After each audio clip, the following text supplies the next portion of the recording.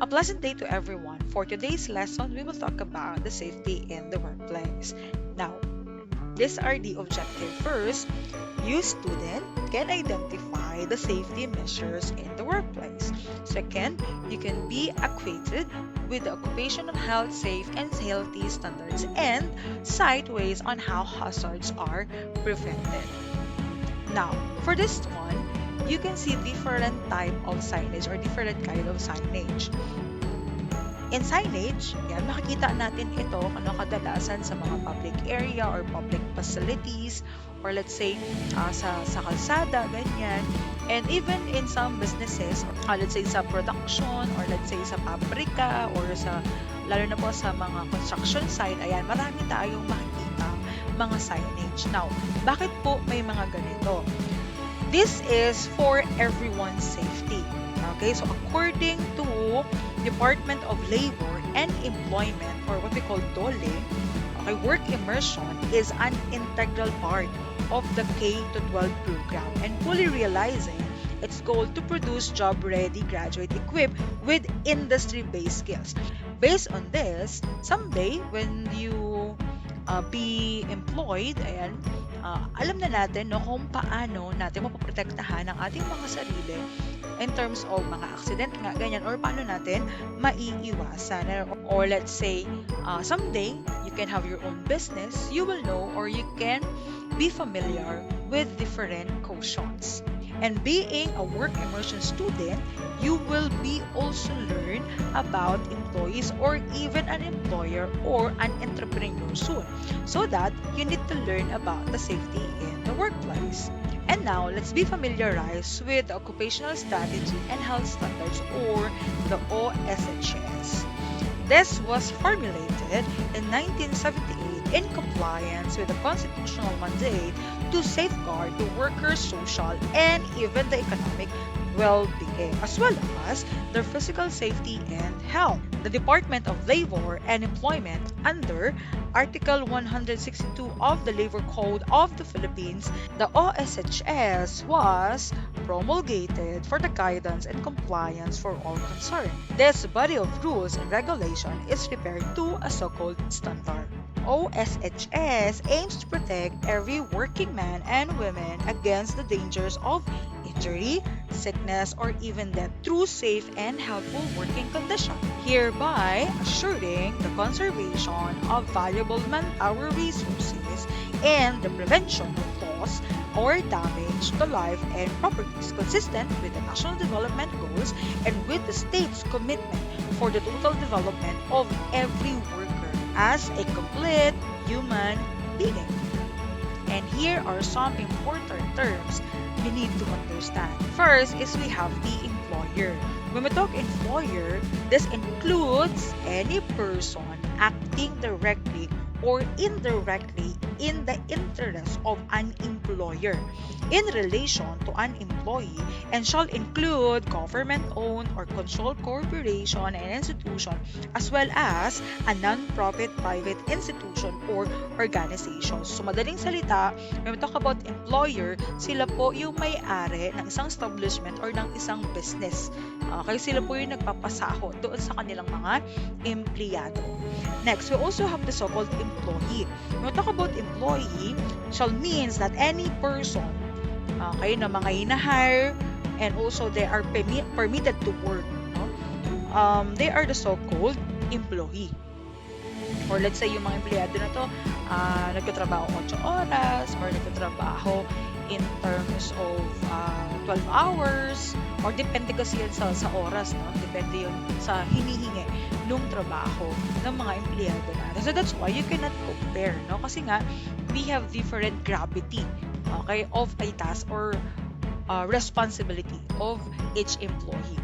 And then next, we have the safe or safety. This is repairs to the physical or even environmental condition of work or employment which substantially comply with the provision of this standard. So dahil nga po, ayan, may mga empleyado kang nagtatrabaho, no, yung mga employer o yung mga may-ari ng negosyo, they need to make sure na safe yung kanilang mga empleyado, okay, habang sila ay nagtatrabaho. And next, we have the health. And health naman, okay, shall connote a sound state of the body and mind of the worker, which enables him to perform his job normally in a state of well-being. So pag sinabing health, this is not just about a physical thing na nakikita natin. Okay? Health meaning to say, ang mga employer natin, okay, they are accountable, no? Para po mag-set ng motivation, or let's say they create different seminars or they create different activities, no? Para po yung mga empleyado niya ay ma-boost yung kanilang moral na gawin ng mahusay or ng maayos ang kanilang mga trabaho. And then next, we have the workplace. So once we talk about workplace, it means that offices, premises, or work site, okay, where the workers are habitually employed and shall include the office or place. And those workers who don't have fixed or definite work site, they need to report regularly about their assignment, okay, doon sa kanilang mga employer. Okay, kasi may mga tinatawag tayong commission base, or let's say by portfolio base, ayan, na hindi nila kailangang pumunta sa offices o doon mismo sa workplace. Next is we have the work accident. So by the word itself, okay, these are the unplanned and unexpected occurrence that may or may not result in personal injury.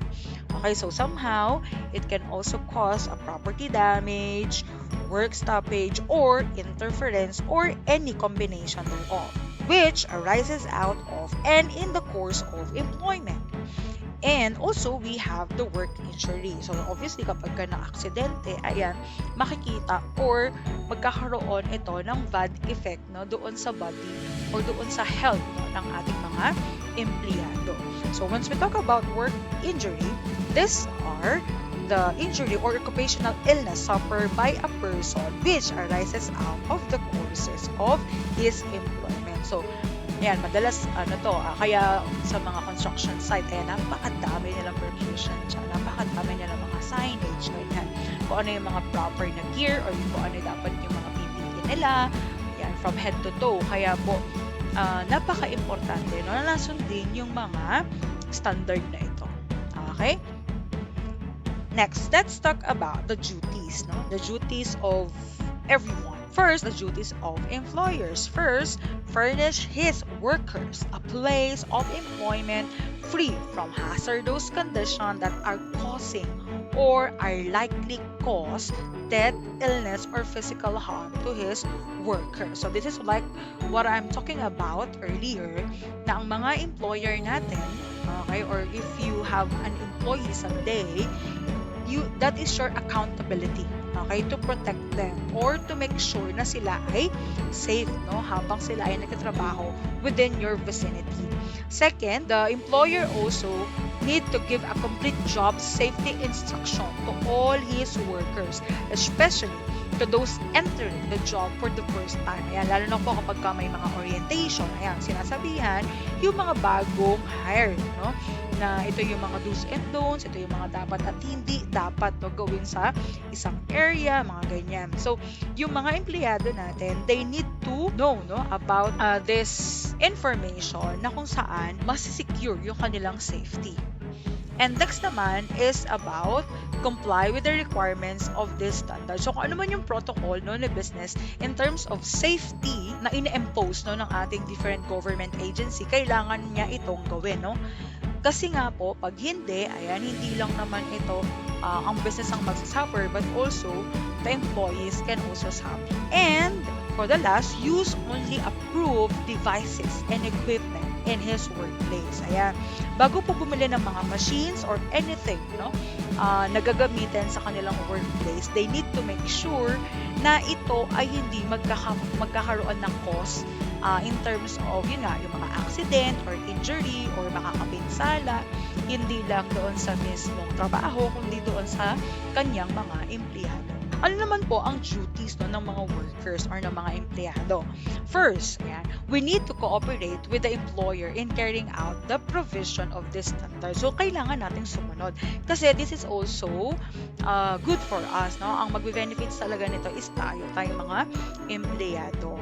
And next, report to his supervisor any work hazard that may be discovered in the workplace. So, kung nakikita mo na, no, na may mga, let's say, linya ng kuryente na, let's say, sapot-sapot, or let's say, nagputol-putol, or whatever it is, no, na feeling mo mag-a-arise no, ng accident. And automatically, you need to report that to your supervisor or any offices. You can talk to them no, about what you discover. Next is make proper use of all safeguards and safety devices furnished in accordance with the provision of these standards for his protection and that of others, and shall follow all instructions given by the employer in compliance with the provision of this standard. So, isa lang ibig sabihin niya. Once our employer provide any devices or let's say any materials or machines na kinakailangan to secure the safety within the vicinity or within the workplace, tayo mga empleyado kailangan matutunan natin ang tamang paggamit nito. Okay, bakit? Kasi if we don't have any idea on how to use it properly, it can cause us into injury or even in the accident. Kaya po, when it comes to safety, hindi lang ito talaga trabaho ng ating mga employer. Okay? Kasi tayo yung gumagawa no? Tayo yung nagtatrabaho, tayo yung nag-ooperate, let's say, ng machine. Okay? Alam naman natin pag sinabing machine, there is a lot of let's say probability na magkakaroon ng accident kapag po hindi natin alam ang tamang paggamit nito. So as employees or as workers, that is our duty, no, to know how to use it properly. Okay? That is also stated with a certain instruction or a certain standard. And then use personal protection and safety equipment as required by the employer. Okay, hindi pwedeng ayokong suotin yan kasi mainit, or hindi pwedeng ayokong suotin yan kasi I'm not feeling well wearing it. It's not like that. Kahit mainit, kahit sabihin mo mahirap ilakad, ganyan, hindi naman yan sa'yo ipapasuot or hindi naman yan ipapagamit sa'yo kung ito ay hindi makakabuti sa'yo. And then last, follow work safe procedure. Ayan, sa mga businesses or let's say sa production or anywhere, ayan, may mga makikita tayo mga flowchart kung paano ginagawa or sinasagawa ng in handling it properly. Okay? In a safety way. Ayan, may mga procedures yan, may mga steps yan na kailangan natin pagdaanan or kailangan natin gawin. Okay, next, we have here the duty of any person. So when we talk about any person, it includes our suppliers na kung saan pumupunta sa business or nag-deliver ng supply, ganyan, or yung mga contractor natin or agent na kung saan bumibisita sa atin. Okay? Or let's say yung mga nag-install ng mga certain devices or yung may mga ginagawa no, inside the vicinity. Okay, so they also need to comply with the provision of the standard and all the regulation of the employer issued there under, as well as with other subsequent issuance of the secretary. So ganito yan. If you're going to remember, di ba, nung medyo mahigpit, ayan, and then unti-unting lumuwag yung ating mga let's say safety protocols no, because of pandemic, ayan, hinayaan ng government ang mga establishment na mag-decide if this establishment are still requiring no, yung mga tinatawag natin na face shield. Ayan. So, depende sa kanila. Dito ngayon, nagkakaroon ng tinatawag na duty of any person. Okay, binibigyan ng will para po ma-secure no, ng mga establishment na safety, no, na safe no, yung kanilang surrounding. And the DOH, give specific guidelines on how to implement it. The employer must ensure that the workplace is properly disinfected, ventilated, and maintained. So, ito yung napakalaking trabaho no, sa ating mga maintenance, they need to make sure na malinis yung area. So time to time, ayan, ito ay dinidisinfect. Kung mapapansin, no, if we go to a certain establishment, ayan, kinukuha tayo ng temperatura, let's say, inisprayan tayo ng alcohol, mga ganyan. So this is a certain or specific guidelines na kailangan nating sundin. And syempre, tayo, di ba, we want ourselves to be safe kung saan man or kung ano man yung mga viruses na ito. And the employer shall also provide proper visual reminders for safety policies around the workplace to improve compliance. So, alam naman natin na ang sagot o ang gamot sa kalimot ay paalala. So, para po maalala nila ito time to time, let's say maglagay ka ng mga signage, no, doon sa madalas na nilalakaran nila, let's say sa hallway or let's say sa canteen, ayan, kasi sa canteen or sa cafeteria, they spend their time like for example, 1 hour, mga ganyan, or kahit sa mismong workplace, okay, or doon sa mismong let's say cubicle, no, nung mga empleyado natin, ayan, they need to keep reminded, no, in terms of different protocol or different standard in terms of our safety and also other prevention and control measurement. Ayan, so di ba sa offices or yun nga sa mga different establishment, ayan, nagkakaroon tayo ng monitoring of temperature. Ayan, sa mga ano yan, sa mga mismong business establishment. So kapag kapapasok si empleyado, kinukunan ng temperature, minomonitor yan. Okay, nire-report. Okay, recorded yan. Okay? And majority trabaho to ng HR.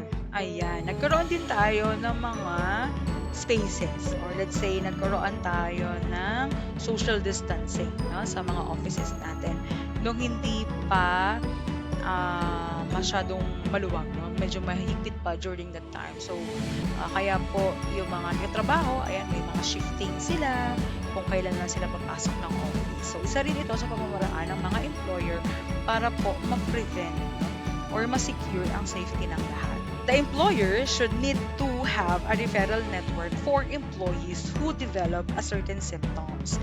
And also, employers must enforce infection control procedures such as physical distancing, ayan, wearing a mask, and also have meticulous hand hygiene and code etiquette. Ayan, paano ba umubo ng tama at hindi nakakasagabal sa iba, mga ganyan. So, even yung mga certain posture na ito or gesture, ayan, kailangan nating intindihin or kailangan nating gawin.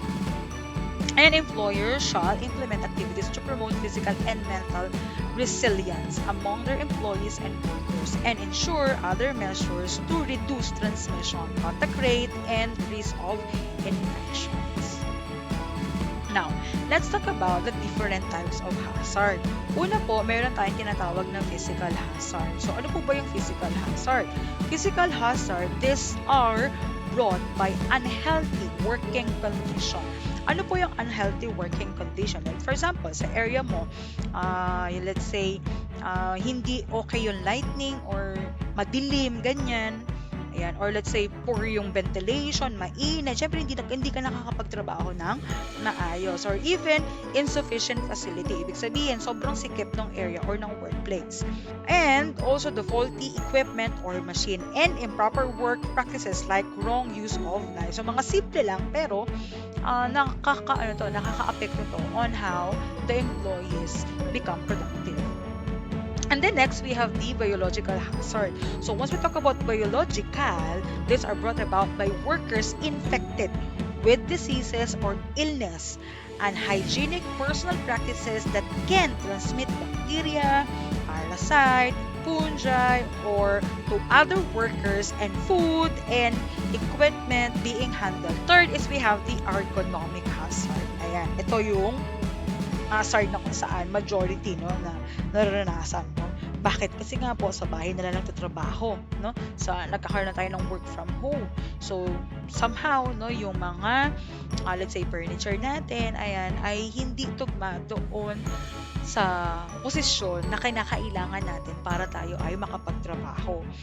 Okay, so once we talk about ergonomic hazard, these are brought by poor posture when working long period of standing or bending or pushing, lifting, carrying that can cause body stress, muscles pain, and soreness, back injury, numbness of hands, feet, and other part of the body. So ito nga, maling posisyon no, nung body parts natin. Okay? And for the last, we have the psychological hazard. So once we talk about psychological hazard naman, these are brought by too much stress from work that may cause mental, emotional strains, and even anxiety. Ayan, nakakaramdam sila niyan. Depression, losing focus on one's work and others. Ngayon, how can we discover no, na merong mga hazard, no? What does an employee need to do? Ano bang kailangan natin gawin? First, we need to ensure that every individual in the workplace is aware of the problem. Okay? Hindi naman ito chismis. It's just like about the adjustment. No? Adjustment on how we can deal in a certain place. And inform or notify your supervisor unless you are the supervisor. Then, get going on that safety committee plan. And then third, make a follow-up. Informing about the hazard is not an assurance that the problem is resolved unless you make follow-ups. And then for the last, you need to record or file any reports or documents about that problem. In identifying the hazard is not the way to make everyone safe. So, ibig sabihin, we can prevent, no? Beforehand pa lang, no? We can clean ourselves. Let's say by cleaning our food also or by cleaning our workplace. In keeping or to keep our self clean, ayan, alam naman natin ito, we need to wash our hands thoroughly, no? Every now and then, kailangan nating hugasan ng ating kamay. Keep the fingernails short and clean. Always wear PPE while at work. Pag sinabing PPE, hindi naman ito yung full body, no? PPE meaning to say, protection mo sa katawan or protection mo, okay, kapag ka ikaw ay nasa workplace. And wear mask anywhere and anytime. Okay? Hindi porket nagluwag na, no, ang Metro Manila, ay nag-level 1 na tayo, magiging petics na lang tayo. Remember, yan ang ating new normal, yan, ang virus ay nandyan lang. Parang ganyan. So, hindi pa siya totally nawawala. Okay? And remove all accessories before working. Okay? For example, you work in a restaurant, ganyan. Or basta po, may kinalaman sa food or high hygienic product, mga ganyan. So, remove all those accessories. Okay? Bakit? Kasi yung mga accessories na ito, somehow, no, sila pa yung nagde-deliver ng mga bacteria, sila pa yung nagde-deliver ng mga viruses. And also, to keep our food clean. Ayan. Kasi nga, these are the food, no, na dinadigest natin, na intake ng ating katawan. So, never handle food when you have wounds, cuts, and even infection. So, magkutsara, magtinidor, or let's say mag-gloves ka, it is best to work with clean and sanitized glove all times to minimize hand contact with food. And also, refrigerate food, especially perishable ones. Keep food in clean containers with covers. And we need to wash fruits, vegetables thoroughly before using it. And check food and containers for any possible contamination. So kung baka nakikita natin kung medyo masebo pa, or let's say may mga mantika-mantika pa, ganyan, kailangan nating ulitin ulit, no, para maging malinis yung mga container na ito. Dahil pag hindi, mamamahay pa yung bacteria dito. And also follow the policy of first in, first out. Those stored earlier should be used first before those stored later. So, pag sinabing first in, first out, kung ano yung una mong naging inventaryo or una mong naging product or una mong pagkain na nilagay sa rep, ayan, yun yung una mo dapat inuubos. Okay? Para po, syempre, hindi ito masaya. Okay? Kasi nga, nag-perish ito. Ano? May mga expiration yan. And label package of food to determine information. Ayan, napaka-importante nito.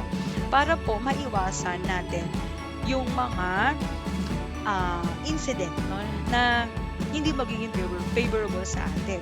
If you remember the case of milk tea, ayan, lalo yung namayagpag, no? Kasi nga po, if you watch it Ayan, based on the news, okay, yung customer, yan, namatay siya instant. Kasi nga po, yung container, no, a certain container, hindi ito nalinisan ng maayos. Kasi yung container na to, pinaglagyan ng chemical. So, because of this incident, ayan, na-poison tuloy yung customer, namatay, even yung nagtitinda. So, this is the importance, no, on how we clean our food. Not just about the food, but also those container. At yung mga container na ito, dapat may mga label ito.